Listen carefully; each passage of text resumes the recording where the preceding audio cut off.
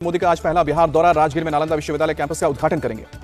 नालंदा विश्वविद्यालय के उद्घाटन समारोह में 17 देशों के मिशन प्रमुख होंगे शामिल। मौके पर लोगों को संबोधित करेंगे पीएम मोदी। यूनिवर्सिटी कैंपस के उद्घाटन से पहले नालंदा के अवशेषों का दौरा करेंगे पीएम मोदी। 2016 में संयुक्त राष्ट्र ने इसे विश्व धरोहर घोषित किया था।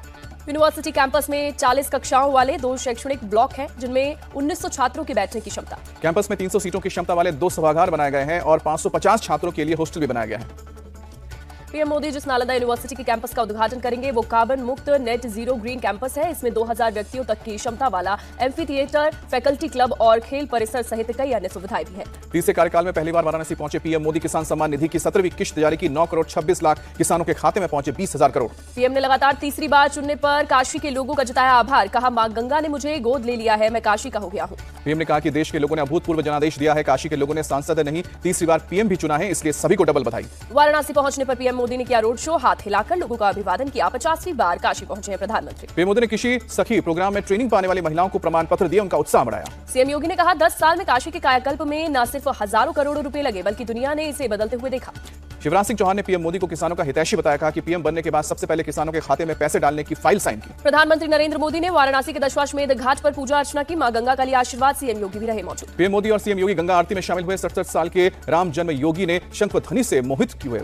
इस बार योग दिवस पर श्रीनगर में होंगे पीएम मोदी। 21 जून की सुबह 6:30 बजे डल झील के किनारे हजारों लोगों के साथ करेंगे योगासन। वाराणसी में श्री काशी विश्वनाथ मंदिर पहुंचे केंद्रीय मंत्री शिवराज सिंह चौहान। पूजा अर्चना कर लिया आशीर्वाद।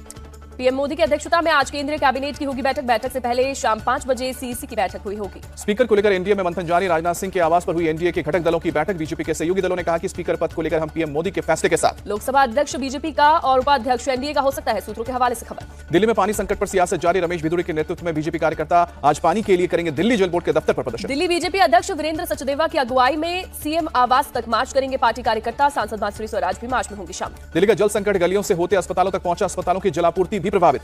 नीट पेपर लीक मामले में खुलासा। एनएचएआई के निरीक्षण बंगले में बुक था आरोपी अभ्यर्थी का कमरा। पटना पुलिस ने आरोपी अमित आनंद के एजी कॉलोनी के एक अपार्टमेंट से 6 पोस्ट डिटेक्ट चेक बरामद किए हैं। 13 गिरफ्तार आरोपियों में से एक है अमित आनंद। जेल में बंद परीक्षा माफिया सिकंदर यादवेंदु के कैबिन को पुलिस ने किया सील। पटना के दानापुर नगर परिषद में जूनियर इंजीनियर है सिकंदर। पेपर लीक के मामले पर जीतन राम मांझी ने कहा कि यह केवल बीजेपी कांग्रेस या फिर महागठबंधन का मामला नहीं है, इस पर सरकार सख्त कार्रवाई करने जा रही है। नीट पेपर लीक मामले को लेकर आज आम आदमी पार्टी कार्यकर्ता फिर करेंगे प्रदर्शन। शिक्षा मंत्री धर्मेंद्र प्रधान के आवास का घेराव करेंगे। नीट रिजल्ट पर बोले गोपाल राय, लाखों बच्चों का भविष्य दांव पर है, सदन में मजबूती से आवाज उठाएगी आप।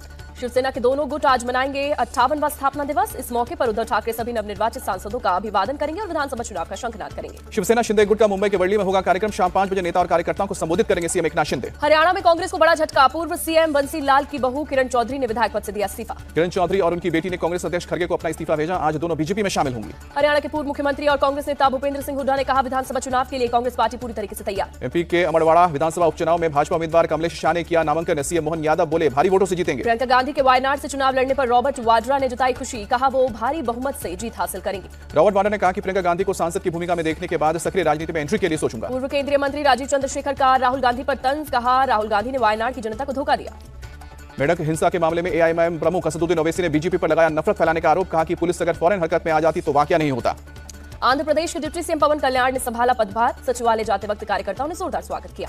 आंध्र के सीएम चंद्रबाबू नायडू ने डिप्टी सीएम पवन कल्याण को दी बधाई। सचिवालय में हुई दोनों की शिष्टाचार भेंट। बिहार के अररिया में उद्घाटन से पहले गिरा पुल। बकरा नदी पर 12 करोड़ की लागत से हुआ था तैयार। पुल का 3 पिलर नदी में समा गया। हादसे में किसी के हताहत होने की सूचना नहीं। साल 2011 में बनना शुरू हुआ था पुल। पुल गिरने पर बिहार सरकार का एक्शन। 4 सदस्यीय उच्च स्तरीय जांच दल का किया गया गठन। असिस्टेंट इंजीनियर और जूनियर इंजीनियर तत्काल प्रभाव से सस्पेंड किए गए। पुल के मामले में बिहार सरकार के ग्रामीण कार्य विभाग ने ठेकेदार के खिलाफ एफआईआर दर्ज करवाई। उसे ब्लॉक लिस्ट में डालने का भी किया निर्देश। अररिया में पुल गिरने की वजह से जेडीयू नेता नीरज कुमार का बयान। जिला प्रशासन ने घटना पर संज्ञान लिया। दोषियों के खिलाफ कड़ी कार्रवाई की जाएगी। आरजेडी नेता रोहिणी आचार्य ने पुल गिरने पर कसा तंज। सोशल मीडिया पर लिखा, डबल इंजन वाली सरकार के सुशासनी दावों की पुल एक दफा फिर खुली। अररिया के विधायक ने लगाया आरोप, विभाग की लापरवाही और कंस्ट्रक्शन कंपनी के मालिक की लापरवाही के कारण टूटा पुल। कड़ी से कड़ी कार्रवाई की मांग की। बिहार पुल हादसे पर केंद्रीय मंत्री नितिन गडकरी का बयान। बोले कि केंद्रीय सड़क परिवहन मंत्रालय के अंतर्गत नहीं चल रहा था काम, बिहार सरकार के ग्रामीण विकास मंत्रालय बनवा रहा था पुल। साइबर क्राइम के खिलाफ राजस्थान पुलिस का बड़ा एक्शन। मेवात इलाके में छापेमारी की गई। अब तक 400 से ज्यादा आरोपियों को किया गिरफ्तार। जयपुर इंटरनेशनल एयरपोर्ट को बम से उड़ाने की धमकी का मेल आया। एयरपोर्ट पर सुरक्षा बढ़ाई गई। जयपुर के बाद पटना एयरपोर्ट पर भी आया धमकी भरा ईमेल। सुरक्षा एजेंसियां सतर्क हुई। गुजरात के वडोदरा हवाई अड्डे को भी बम से उड़ाने की धमकी मिली। ईमेल में लिखा, एयरपोर्ट को बम से उड़ा दूंगा, जांच में जुटी एजेंसियां।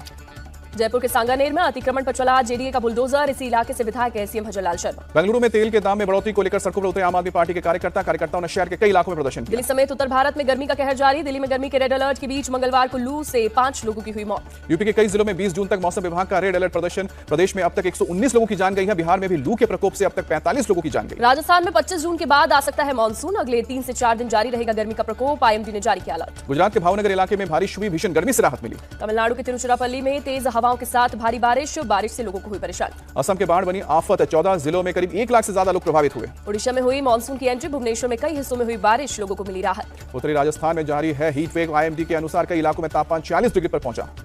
हरियाणा रोडवेज में यात्रियों को मिलेगा पीने के लिए ठंडा पानी। परिवहन राज्य मंत्री असीम गोयल जारी के निर्देश। वाराणसी में झमाझम बारिश से मौसम में ठंडक का एहसास लगातार बढ़ रही है। गर्मी से लोगों को मिली राहत। चेन्नई में मूसलाधार बारिश। शहर के कई इलाकों में हुई भारी बारिश, लोगों को गर्मी से मिली राहत। दिल्ली के राजौरी गार्डन में एक फूड आउटलेट में गोलीबारी, फायरिंग में एक शख्स की मौत। पुलिस और क्राइम ब्रांच की टीम मौके पर पहुंचकर मामले की जांच में जुटी। हमलावरों की पहचान के लिए पुलिस सीसीटीवी की ले रही है मदद। यूपी के आगरा में दूध के प्लांट में गैस लीक, हादसे में एक शख्स की मौत, दम घुटने से मौत हुई।